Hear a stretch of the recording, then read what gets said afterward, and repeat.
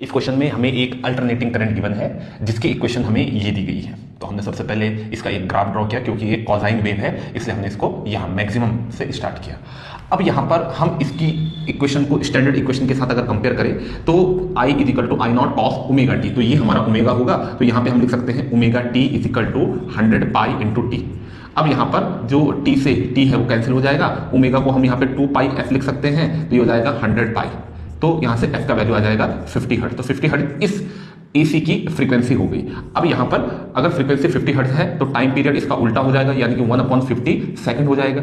अब हमें time period और फ्रीक्वेंसी दोनों मिल गई।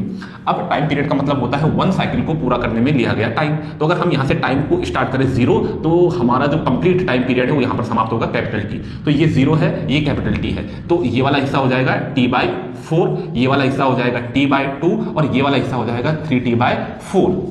अब हमें ये बताना है इस क्वेश्चन में कि इसकी जो ये पीक वैल्यू है, पीक वैल्यू से मिनिमम वैल्यू तक आने में इसने कितना टाइम निकाला। तो यहां पर हमें जो कैलकुलेट करना है वो कैलकुलेट करना है ये वाला टाइम। तो ये वाला टाइम कितना हो जाएगा T/4 माइनस 0 सेकंड, हमें इसकी वैल्यू निकालनी है।